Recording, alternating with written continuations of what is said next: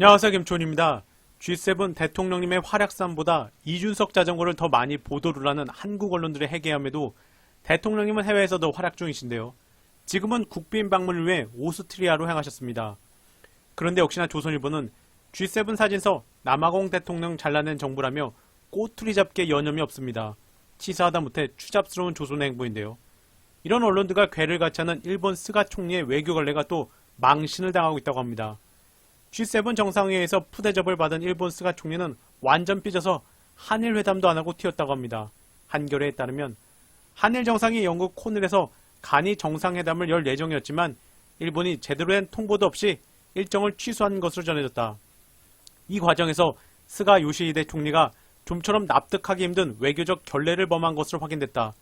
좀처럼 개선의 실마리를 잡지 못하는 양국 관계에 더 큰 부담을 줄 것으로 우려된다.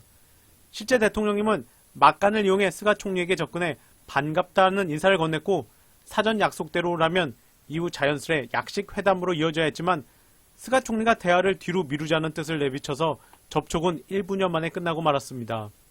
니혼 게이자의 신문, 마이니치 신문 등 일본 언론들에 따르면 스가 총리는 신뢰가 되지 않도록 인사를 했을 뿐 회담엔 응하지 않았다고 전합니다. 일본스러운데요. 스가는 G7 정상회의 일정을 마친 뒤 일본 언론들과 만나 한국이 국가와 국가 사이의 약속을 지키지 않는 상황이다.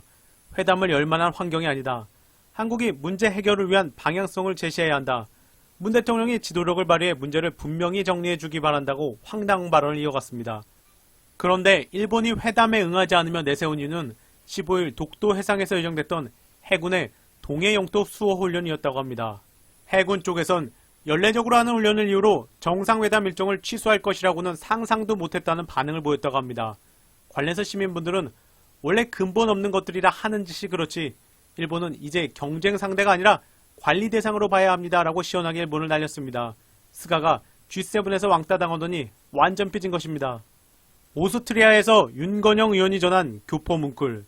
이번엔 언론사들이 절대 전하지 않는 오스트리아의 문 대통령님 소식입니다. 윤건영 의원. 이곳 오스트리아 시간으로 밤 10시가 넘어서야 하루 일정이 모두 끝났습니다. 대통령님은 내일 계획된 일정을 준비하기 위해 자료를 한가득 들고 가셨습니다. 오늘 밤도 아마 하얗게 지새우실 듯합니다. 촌놈이라 하나라도 더 보고 더 담아가고 싶어 호텔 밖으로 나왔습니다. 바깥 공기를 쐬니 답답한 느낌도 줄어드는구나 생각하던 순간 지나가던 하얀 자동차가 갑자기 제 앞에 섰습니다. 서울도 아니고 오스트리아 수도 한복판에서 저를 아는 사람이 있을 리 없으니까요.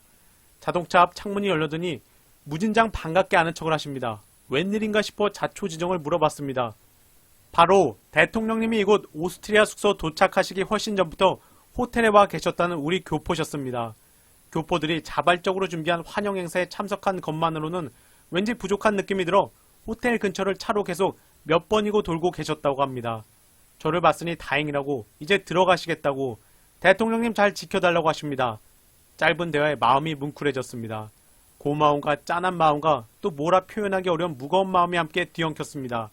경황이 없어 고마운 마음만 인사로 전하고 미처 말씀드리지 못한 것이 있어 글을 씁니다. 대통령은 저 같은 사람이 지키는 것이 아니라고. 밤 늦은 시간 아무도 없는 호텔 주변을 홀로 서성이는 당신과 같은 분들이야말로 대통령을 진정 지키는 사람이라고 말씀드리고 싶었습니다. 다시 한번 고맙습니다. 국민의힘 부동산 조사 근황. 도대체 국민의힘 부동산 전수조사는 하기는 하는 것일까요? 금일 국힘 금기현은 뜬금없이 만약 전현희 위원장이 국민의힘에 대해서만 직무 회피를 거부한다면 조사의 공정성과 중립성을 더욱 신뢰할 수 없을 거라고 경고했습니다. 아주 구질구질한데요. 관련해서 김용민 의원이 국힘 부동산 조사 근황을 전했습니다. 역시 국힘다웠는데요. 김용민 의원. 꼼수 부리다가 등 떠밀려 며칠 전에 의뢰. 그런데 102명 의원 기준 절반인 43명이 다주택자, 24.5%인 25명이 강남 3구 주택 보유, 농지 보유 의원은 37명, 투기 과열지구 조정 대상 지역 내 부동산 소유 의원은 88명이고 전체 의원의 86%다. 그런데 정보 제공 동의 아직 제출 안 했다. 아주 큰 이슈인데요. 기자들은 이런 걸 보도해야지 무슨 이준석 자전거를 아직도 보도하고 있는 상황입니다. 이번엔 오슬로대 박노자 교수가 이준석을 제대로 분석하는 글이 있어 전해드리겠습니다. 박노자. 이준석의 공정은 공정하지 않다. 고백 하나 하겠습니다. 그러면 이준석의 지지자와 비슷한 생각을 저도 한때 조금 가지고 있었습니다. 이준석의 물리적 나이는 젊다고 해도 그 언행은 기존의 극우 패러다임을 전혀 벗어나는 일이 없으며 오히려 더 극단화시키는 것입니다. 니거티브 전략도 마찬가지입니다. 이준석은 아마도 인종주의 같은 부분이 좀 덜 강조될 뿐 기본적으로는 구미권의 그 흔하디흔한 극우 선동가들과 다를 게 별로 없습니다. 여성 등 마이너리티 공략 전략 등등은 그대로 닮은 겁니다. 신지호 등 뉴라이트들도 그랬듯이 그가 나이 더 들고 입지가 더 강화되면 아마도 그냥 전형적인 한국 보수 정치인으로 화할 것입니다.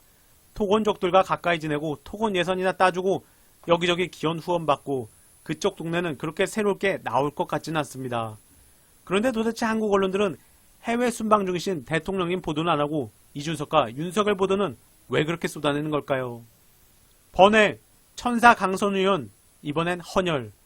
폐지 줍다가 외제차 긁은 노인 벌금 대준 강선 의원이 이번엔 세계 헌혈자의 날을 맞아 직접 강서갑에 자리한 헌혈의 집 우장산역센터에서 헌혈하셨다고 합니다. 관련해서 고일석 기자는 요즘 타임라인에 혈액을 구하지 못해 지정 헌혈을 부탁하는 글이 심심찮게 올라옵니다. 코로나 때문에 헌혈이 크게 줄어서 일선 병원에서는 아주 난리라고 하는데요. 그런데 우리의 천사 강선우 의원이 헌혈 운동에 나서주셨군요. 아마 적십자사 중앙혈액원이 지역구인 강서구에 있어서 사정을 잘 알고 있었던 모양입니다. 그리고 오늘이 마침 세계 헌혈자의 날이기도 하고요.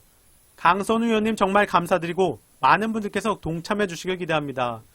바로 금태섭 일때는 없었던 강서갑의 미담이 계속 나오고 있습니다. 이번 영상은 여기까지입니다. 여기까지 시청해주셔서 감사합니다.